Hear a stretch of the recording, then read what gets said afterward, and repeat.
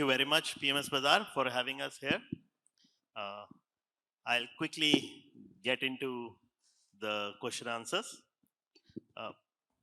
As a quant, we are often asked by clients, wealth managers, distributors, one question: what's your view on the market? Generally a difficult question from a quant perspective when we are playing with numbers, not necessarily thinking about what market is going to do. So I'm going to ask my esteemed colleagues, when you look at your models today, what story are they telling you? Bijan. Sure, thank you, and thank you all for joining us. So, one thing generally which you get with quants is it's a very structured, disciplined way of analyzing data that you get. Often you'll notice with quantitative style of investing based on how it's set up, generally you're able to pick up trends slightly ahead of the market. Market generally will wait for a little more confirmation bias, but because it's data driven, sometimes you're able to catch things earlier. So quantitatively, if you are looking at the market now, one thing that you're seeing is that quality is what is driving the markets. Now within quality specifically, companies which are showing strong earnings growth, because it's a market where not everybody is doing well. Earnings have been suppressed for various macro reasons, tariffs and so on and so forth. So companies where earnings growth is strong, companies which are delivering those, not just estimates, but which are delivering strong balance sheet, continuously keeps increasing a good balance sheet. That is where you're seeing a lot of action, a lot of price movement. Sectorally also what is happening is that within sectors now, companies who are able to do this are very few. So it's not like the entire IT is delivering. It's only going to be some, maybe like a 𝐶𝐻 IT are able to deliver, but not all. So within the sectors also, certain companies are doing better than the others. So you are seeing this trend where quality growth, especially growth driven quality, specific companies who are able to deliver is what is moving. Broadly on a market cap basis, because your valuation had been stretched and they are still stretched in the mid and small cap basis, you are seeing a lot more movement, upward movement happening in the large cap versus rest of the market. But maybe I'll follow it up with some other hands can join.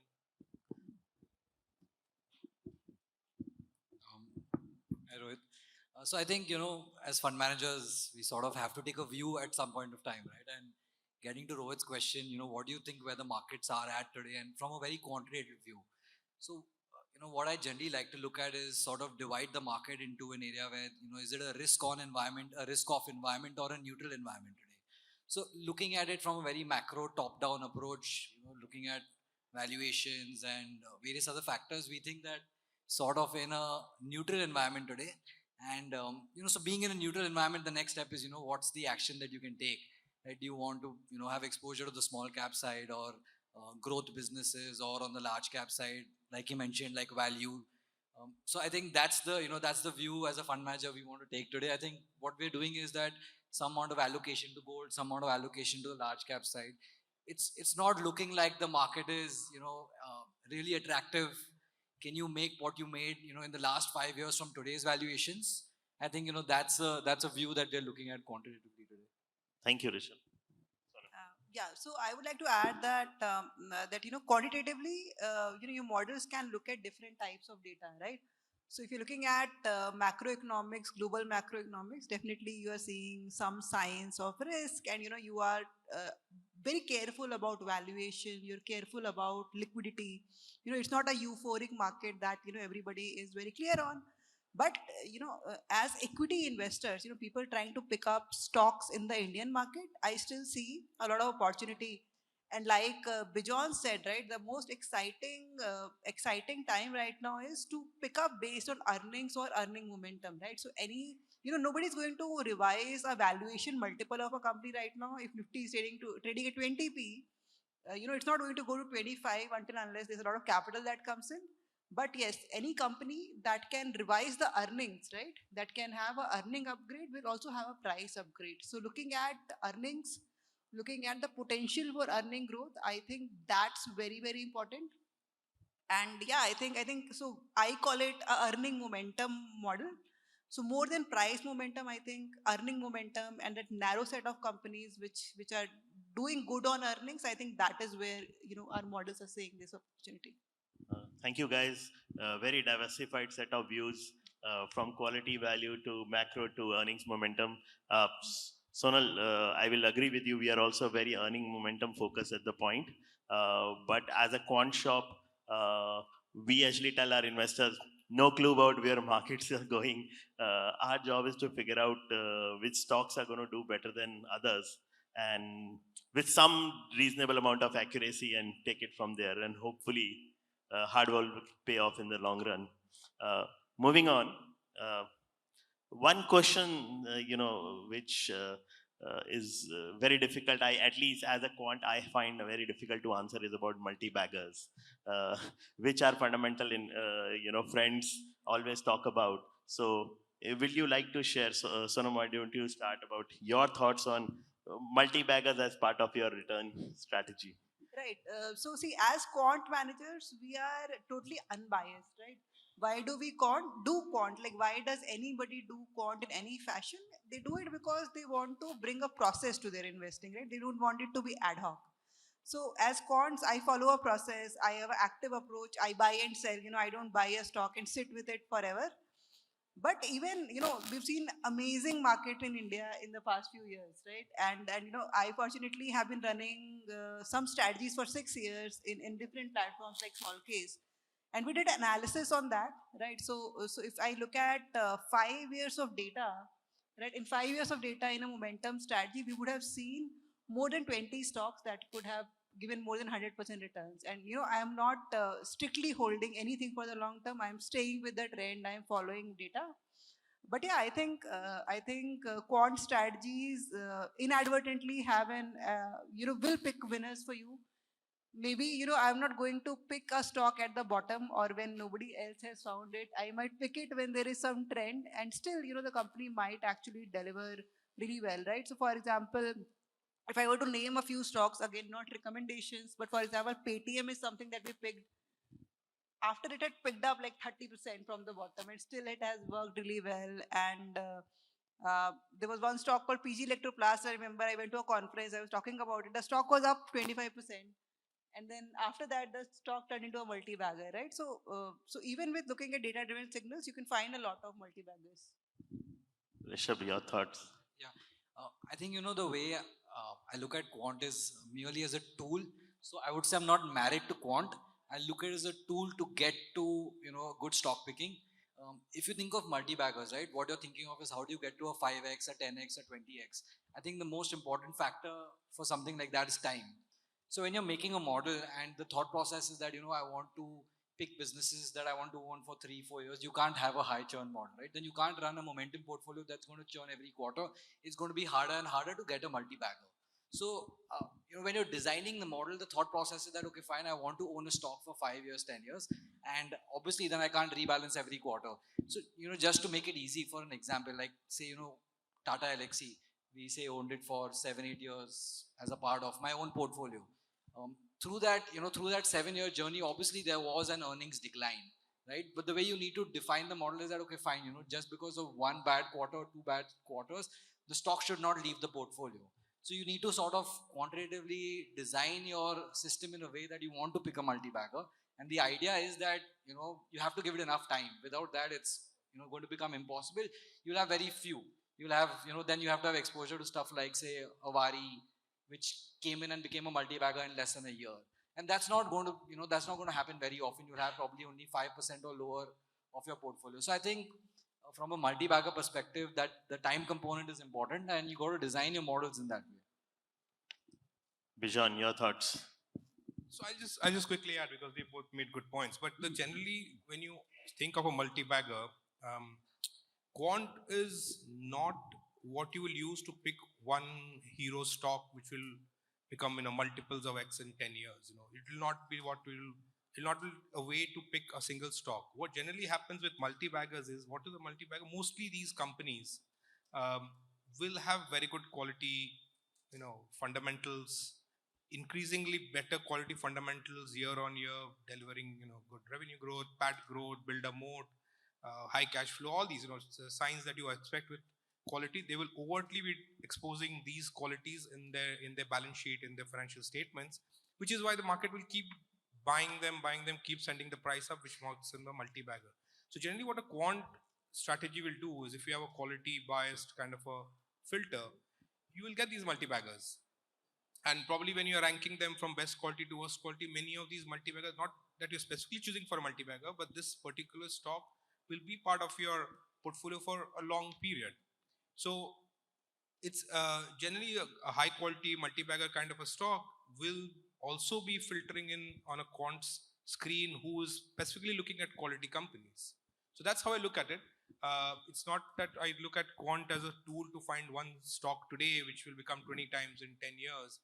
You'll probably not get that, but that stock for today to become 20 times in 10 years will probably be delivering very high on quality, very good quality company, consistently delivering on your earnings growth, PAT growth, all of things that you associate with what a multiplexer is. Thank you. Just to add on to that, we did analysis of our portfolio and we realized almost every year we had one odd stock which did 82, even more than 100%. Last year that was BSE for us. But we at least never try to go for multi-baggers. We think about multi-baggers in terms of signals, which factor basically gave us the what returns and what contribution rather than which stock gave us. But that's a different way we think about it. One key questions people have for all quants is about churn and taxation. Rishabh, you run very differentiated strategy over there. So we'll start with you. You want to talk about churn and taxation? I think, when people think of quant, they end up thinking that, oh, you're going to trade every day and you're going to trade in and out. Again, just to sort of, our thought process is that quant is used as a tool for stock picking. We are always open to new ideas, even outside of the quantitative framework. There are limitations within the quant field also, but there are a lot of advantages to it also. So, coming to churn and taxation, we in fact, we try to make everything within our portfolio to a long-term capital gain. So we end up holding, most of our businesses for more than a year at least. And again, the thought process is that, there's a big tax arbitrage out there. And, following up on the previous question, right? If you want a multi-bagger, you want to hold a 10x, time is going to be your friend out there. So I think, optimizing for taxes, it's not the primary strategy, but it's one of the elements in the book out there. So that's how we go about it. Bijan? Sure, I think tax is definitely a very important thing, because when you're professionally running money, post-tax return is what the investor makes. Now, if you look at the factors, let's say the three big ones, you look at quality, value, and momentum. Quality is on the low churn kind of, because it's basically fundamental balance sheet, financial statement driven strategy. So you are basically building your strategy on annual balance sheets, annual financial statements or quarterly financial statements. So a good quality company also generally doesn't become bad quality overnight. So when you look at the churn, which is really what causes the tax events, quality is on the lower side of the churn, while value is in the middle and momentum is clearly on the rightmost side. So in momentum, you're basically looking at trends. So the more quicker you look at trends, the more quicker you act on it, which is basically means keep buying, keep getting rid of your losers, keep buying winners. It's the one is on the higher side of the churn, and value is somewhere in between, because value, the numerator is price, the denominator is financial statement number, so it's somewhere in between. So now when you are building a strategy, you have option of products which lets you do churning on a tax efficient basis. So for example, at our firm, we run a very aggressive momentum strategy which churns quite a lot. But we run this specifically in the mutual fund, because mutual fund, churning is not a tax event, it's tax free to churn. So a strategy like that, we look at doing it on the mutual fund side where the tax doesn't cause any drag on the return. Now, when we also run AIF or the PMS where tax event happens, long-term, short-term, everything happens at the fund level or at the investor level, where you look at reducing the churn to as low as possible. Now, in quantitative discipline style of investing, churn is not really a bad thing. Churn is a function of basically, keeping true to the signals, which is what generates you that high risk adjusted return. And there are tricks around how you can reduce a same signal. You can reduce the churn in it. So let's say, for example, momentum. One of the most popular ones people look at. You could run a very aggressive momentum which churns every few weeks. And you can make that same momentum signal, churn much less. Let's say you take that momentum, you volatility adjust it. You look at momentum within only quality companies, because quality companies, once they start moving up, they may not just rally 10%, they might slowly keep doing 1%, 2%, 3%, but at least the trend is a lot more persistent. So now you've taken the same momentum, which is a high churn strategy, and make it little less churn. But definitely, so one way, you cannot avoid the taxes, of course. So one way is that you have to look at what strategy you are building and what vehicle you are using. If it's a highest churn strategy, mostly, unless you're taking leverage and other things, generally mutual fund is a better basket for that if you're running a high churn. And if you're doing things slightly differently, then the AIF, is where you get that benefit of high risk adjusted return, but trying to keep the churn as low as possible. Sonam. Right. So unfortunately, we don't have a mutual fund to optimize on the taxes. But see, I think we do get a question, and I do pure quant. I don't do anything else. I do quant because I trust it, right? And my philosophy is purely quantitative. And at the end of the day, what we see is when the markets are down, that's only when we get questions on churn. If my strategy is giving 10% return in a month and there has been some churn, I don't get those questions. And see, having seen those questions, we do very strict analysis. What was the optimal turnover to get the best risk-adjusted returns post-cost?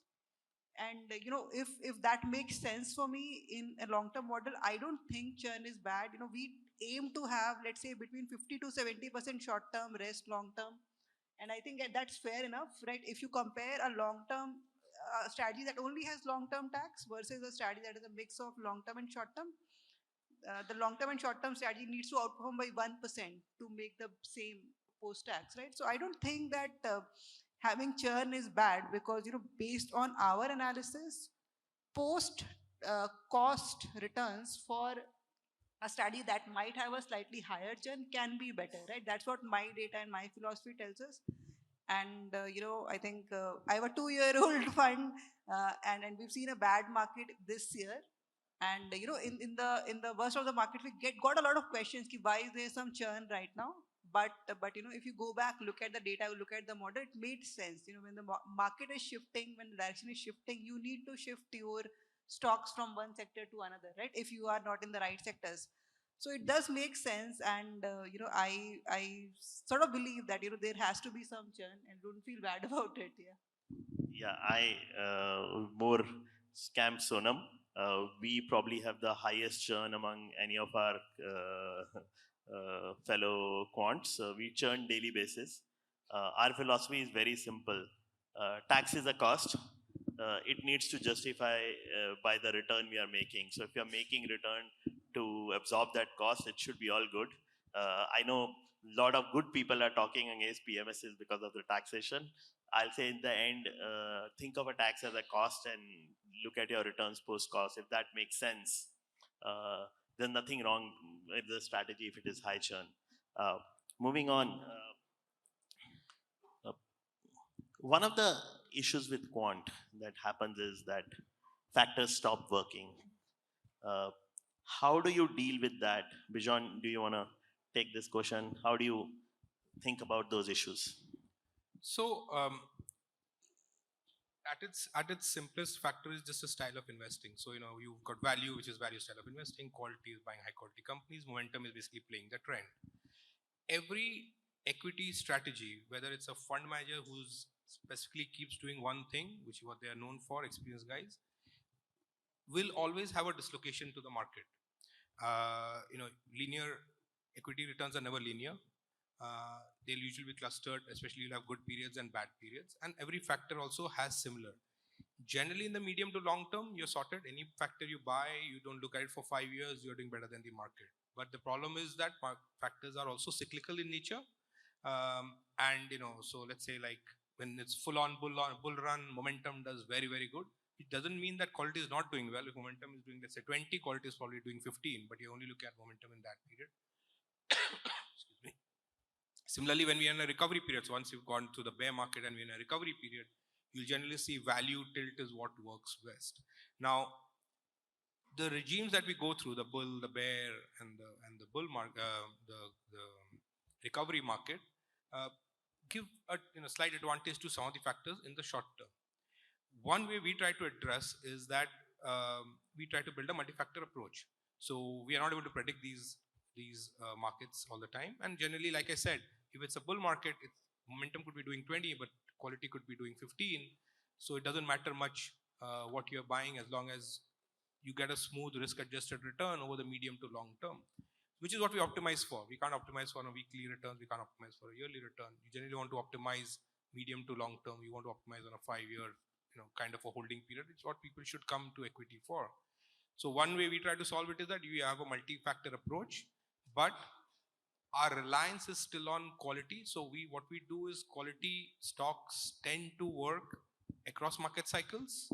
So what we do is we build all our strategies on a reduced universe of quality stocks. So let's say when we play momentum, we don't just do pure momentum, because pure momentum will buy whatever is rallying in the market. It could be a quality stock rallying, it could be junk stock rallying. We like to run all our factors within the quality universe. So it's a multi-factor approach that we go through, but built on a platform of these high quality, high growth companies. So that's how we do it. But I mean, there are multiple ways you can cut the cloth, and I'm sure the people have other ways. Sonam? Right. So I think your question was on factors losing their alpha, right? So I think that is bound to happen, right? For example, I was talking to some senior fund manager some time back, and they said that some 10-15 years ago, just spotting a moving average crossover was a big alpha. Right now, there's no alpha in moving average crossover hardly, right? And the signals have evolved. Does momentum still work? Yes, momentum still works. There is no definition for a factor, right? So momentum does not have a single definition, but it is about the opportunity. For example, India being an emerging country where there's a strong growth across industries. If you follow a strategy that is picking high growth stocks basis of a behavioral factor like momentum or through earning growth, you will make higher returns, right? And that's the nature of the country. And sometimes you will have to work with multiple signals. God has not given us a definition of momentum. We have to find our interpretation of it, and I think that's what I see, that there is, if there is an opportunity, there would be some interpretation of that signal that would work. And obviously some interpretation of the signal that is very crowded will lose that alpha. But as long as the market is providing you an opportunity, some version of the signal would work, right? What about you, Rishabh? Yeah, Rohit, I think when I'm looking at a factor, for us it's pretty clear that the market will be driven by earnings growth, right? So whether a factor is in flavor or not will be a factor of whether the underlying businesses that the factors, what it's going to pick, is there going to be earnings growth in that or not? For example, like, momentum for the last 4-5 years did extremely well, but say 2024-25 for most momentum ETFs or funds, it ended up doing extremely badly. The question is that what are the underlying stocks that momentum is actually owning, and why is it doing badly? So if you look at the disparity in the the earnings and the price in 2024 for most momentum picked stocks, there was big disparity, right? That means that there was a lot of expansion in the price to earnings multiple. So that's where we saw a lot of the momentum not doing well. So I think going back to the first principle, it's very easy to identify whether a factor will do well or not. Would be pretty much driven by earnings growth if you're looking at a slightly long-term horizon. No, I agree with almost all of you. We have a slightly different approach. We, to some extent, we look at crowding of the factor. Very mathematical approach to not overlaying any kind of our own opinions, and look from a statistical point of view when factor stops working, and if the underperformance is short-term oriented or more result of crowding of the factor, which happens every now and then. But we do very mathematical approach to that rather than relying on fund manager intuition. Moving on, I'm combining kind of two parts. One is macro, Do you use macro in your analysis? And second is the related question about factor timing. Do you use factor timing? Do you try to time the factors? Or is it strictly a model which works across all horizons? Sonam, you want to start? Yeah, definitely. I play around with macros quite a bit. I try to do factor. Let me say, I think you can never be accurate about factor timing, especially in this market where Donald Trump will come and do anything any day. So you can't time things, but yeah, I think see, macro, the country's fundamentals give you a lot of signal, right? If inflation is cooling down, if GDP is strong, if capex spending is happening, so we are very strong confidence on the Indian economy, right? On the global front, there's a lot of macro signals coming, let's say right now from Japan or something from the US job market, which can cause a worry. So I think you do get signals from the macro side, but exactly timing the market is very difficult. I use a mix of macros and uh, active signals. For example, the market breadth, right? For example, the VIX in the market, sometimes how many stocks are hitting the high and stuff like that. So I use some active signals along with macros, and I do include a element of timing. But see, for me, timing is it has to be that if I have said that my high risk off has started, then it can't be that 1 week later risk on has started, right? If I want to predict a regime or a market type, it should be a long-term shift, right? I should be going for a long-term signal instead of, if my regime is shifting every week, then that is. Yeah, it just you'll just be paying the costs in the market. Rishabh, your thoughts? Yeah. So, the second part of the question, basically about factors maybe getting overcrowded or losing flavor, timing the factors itself, right? If you look at the last 7-8 years of our market, starting from say 2017, 17 we saw the crazy small cap rally. 18 to 20 we saw small caps really underperformed and quality ended up doing extremely well. Large caps ended up doing extremely well. Post 2020 we saw the liquidity driven rally. Then 2021 we saw momentum doing extremely well. 22 again, because of interest rates falling, markets ended up doing really badly. 24 again, 24, 25 we've seen small caps underperform. So the reason to sort of go through the last 7 years is that all through this different factors have done well across these different periods. The idea is that how do you know which factor is going to work when? If you think about it, each of these factors were driven by earnings, right? So only the businesses that showed earnings growth ended up doing well. So it's pretty easy if you're only thinking in terms of earnings and not thinking about the factor in terms of value, growth, or quality, or all those things. You're thinking that, okay, fine, today, if I'm running a growth model, what kind of businesses is my growth model picking, and what kind of earnings trajectory they will have. So I think from the quant perspective, Rohit, like, getting in one level deeper than just say doing a back test would be that, okay, fine, figuring out what those businesses do. You could do it in a quantitative manner. You don't need to take a subjective decision on that. So I think I don't think so any factor sort of loses flavor, at least in a if you're looking at a long-term factor.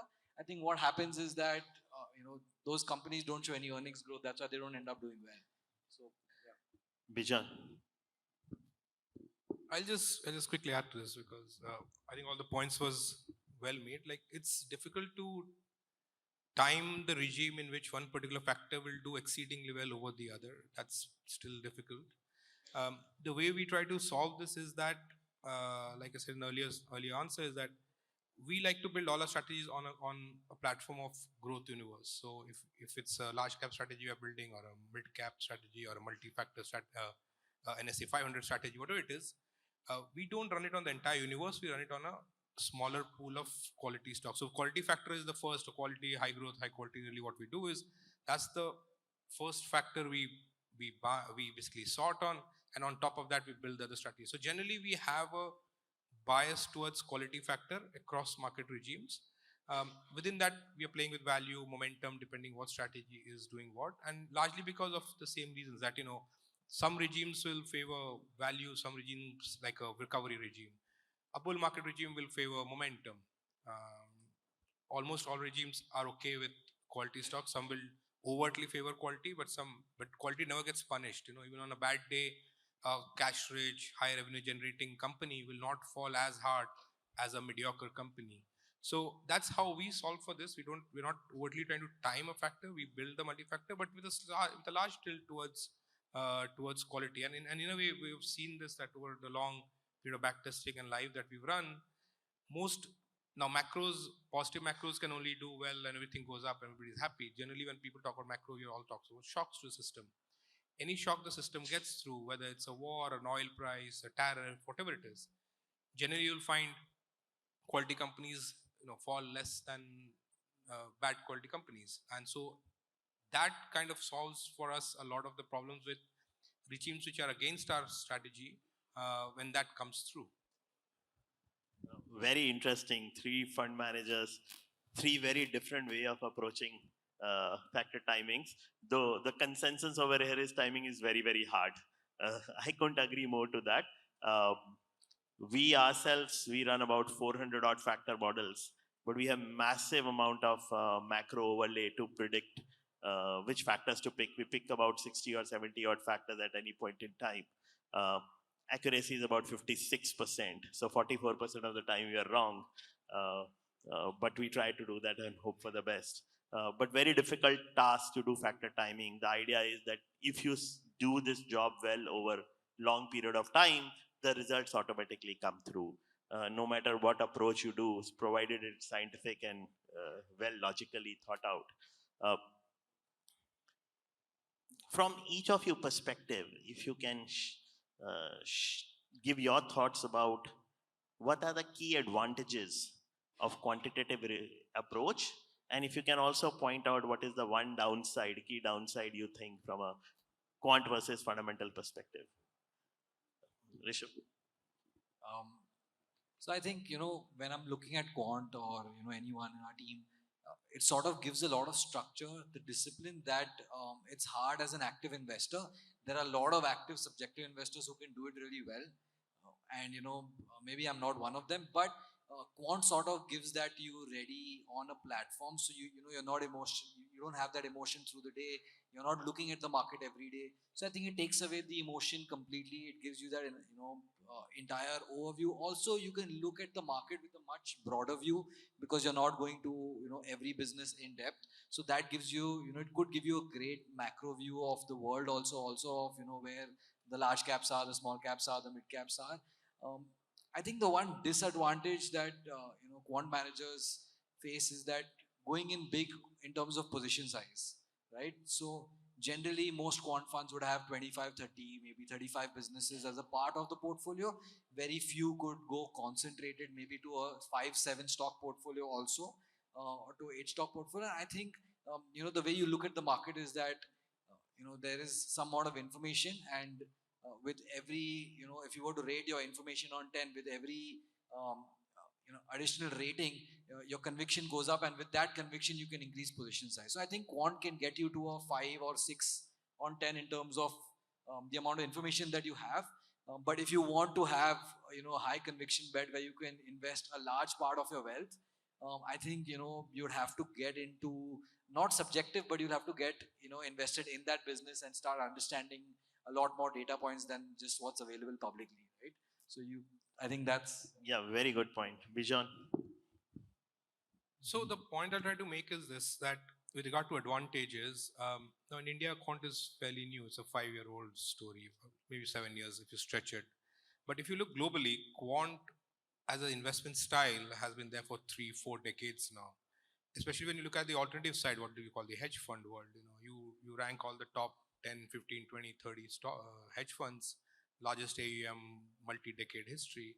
Overwhelmingly, 60-70% of them are quantitative in nature or use quant in this style of investing. So the question comes that why is that such a large number of quant firms show up in alternative space and globally? And the reason is very simple, which is what the advantage of quant is. Quant is not here to supplement traditional discretionary style of investing. It's there to complement it. And what do I mean by that? When you look very simplistically at asset allocation, when you look at the equity space, one thing naturally you do, doesn't matter what fund manager you're choosing, you generally try to do a large cap allocation, a mid cap, small cap allocation. Large cap will do a certain kind of a risk return, has a return, it will not fall as much as a small cap will on a bad market, but it will also not go up as much as a small cap in a booming market. So that's why you have your large cap allocation, and then you want for the extra kicker you have the small cap and the mid cap. But essentially what you're doing is you're diversifying your risk and return. What Quant does is, through its, like Rishabh mentioned, through its disciplined style of investing, it creates a risk return structure which has very low correlation to traditional style of investing. So what it does is that when you allocate to a quantitative style of investing, you are basically creating a diversification pool. It is extremely difficult to create asset level diversification equity. Once you've done your large cap, mid cap, small cap, what else will you do? Maybe a little bit of thematic here and there, but meaningful diversification is very difficult to create. What quantitative styles of investing do, whether you do multi-factor, whether you do systematic, whatever, it doesn't matter. You now have a risk adjusted return structure which has very low correlation to what you've already invested in, your traditional large, mid, small. So that is a diversification. What it brings to the table is why in the alternative space it's so large globally. So that's really the benefit of Quant. And everything like Rishabh mentioned, there's a disciplined style of investing and so on and so forth. The risks or the disadvantage, I think, mostly from the Indian perspective is, given that it's a very short history it has in India, generally on bad days, which was the last 1 year for some, what happens is that when you are doing a differentiated style of investing, Quant also, because it generates very high risk adjusted return, by nature it also runs a very large active weight to the benchmark. Even if you pick up any of these indices you have, quality, Nifty 50, 500 quality index, or a value index, momentum index, or any multi-factor portfolio, many of the fund managers, you'll probably have 80-90% difference between that portfolio and any market benchmark. Now, in the long run, that is what generates the alpha, this large active weight that the quantitative style of investing holds versus the benchmark. In the short run, that is what can work against you, because that's how active weight. So I think the disadvantage is that when, especially in India, when your particular quantitative investment style, based on whatever factor you build, is not doing well, the ability to make people understand why it is not doing well and why it would do well in the medium to long term it's more like an education thing. But that's really what our job is also, that as we go through these cycles of bull and bear of our strategy, to make people also understand what it is that has given you the returns, and why on a bad day, what is that is distracting from the returns. Sonam? Right, so so a lot of good points, right? And I'll just add a little bit from my experience, right? So for me, obviously this year has been difficult for everybody. and what I have learned is that, when I started, I would talk about 500 factors, all the machine learning models and all the data in the world, and all the complicated things that I could do. But the real power of Quant actually comes by following the rules, right? If having the framework, right? So you could have that framework in your Excel sheet, as long as you stick with the rules, as long as you have a framework that sort of complements your mindset, right? You don't take a panic call, or you don't lose money, you don't put money on the table. I think that's what the actual benefit of Quant is. We can talk a lot about the data and the AI and machine learning, but the real actual value comes from following the framework and not moving out of it. And I think that is, building that systematic framework, even for somebody who works with a screener or who works with an Excel sheet, can also be really powerful. You don't need like so many data points to do that. If I were to talk about one disadvantage, I would just say, maybe this audience also knows that when things are bad, if there's a traditional fund manager, they say, okay, the company is doing bad. But when things are going bad for a quant manager, they come and ask me, what's going wrong with your model. I think that's a big disadvantage, and I think people need to be a little bit more educated on that. What's the amount of risk and reward a particular type of strategy has, and I think that understanding that gives us a little bit of a disadvantage sometimes. Thank you very much, guys. Rohit, I know time's up. Just one thing for the audience, right? Like, if you're looking at Quant, maybe, don't look at it like a black box that's going to throw out a stock for you, right? Like, maybe use it as a tool to sort of figure out where the earnings growth is going to come. And, with that thought process, sort of, gets a lot easier, even from a retail mindset. Correct. So I'll just add one thing, like, Quant, one of the biggest advantages, portfolios are generally way more diversified than a concentrated book fundamental investor will run.